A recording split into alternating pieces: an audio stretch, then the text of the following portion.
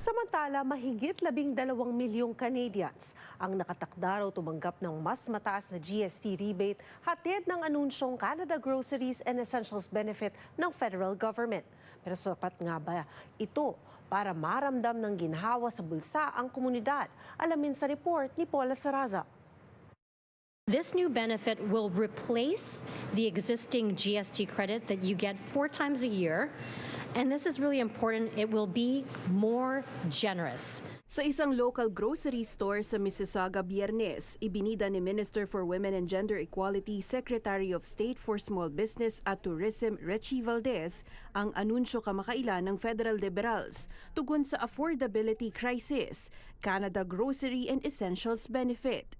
We're going to get 25% more beginning in July and over the next 5 years. And then on the first payment, they're going to actually receive 50% more. And as you heard in the opening, for an Canadian individual, this is $950.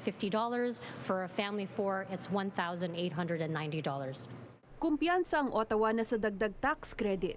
Bukod sa makakapagbigay ginhawa sa bulsa ng ilang Canadians, hakbang ito para makahabol sa tumataas na cost of living. Lalo't sa 2026 forecast ng Canada's Food Price Report na inilabas nito lamang Disyembre, inaasahan ng tataas ng 4 hanggang 6% ang overall food prices. We are fully offsetting the grocery cost increases beyond overall inflation since the pandemic.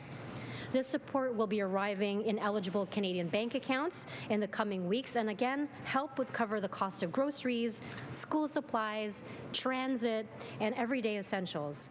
Di kailangan mag-apply o mag-register para sa benefit basta't regular na nagfa-file ng taxes, pero nakadepende sa income level ang eligibility sa tax credit. Kung single at walang anak at may net income na $56,000 pababa, pasok pa rin sa benefit.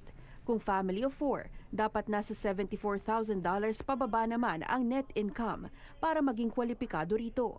Pero sa taas ng presyo ng mga bilihin ngayon, dagdag ang iba pang bills. Naghihigpit sinturo na rin kahit mga middle-income Canadians. Mahirap ang budget ngayon. Medyo may tumaas yung presyo. Ang budget ko, $150 a week. Kasya ba ngayon? Ay, pinapapagkasya na kasi medyo mataas ang bilihin. Paano po kayo nagtitipid ngayon sa groceries nyo? I have to check first what is on sale on the flip.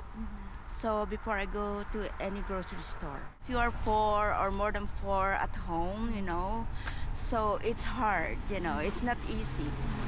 I have a mortgage and, all the insurance of the car and everything is not easy. Ang grocery prices compared kasi hindi ako madalas dati nag-grocery. Ngayon, parang times 3 ang price.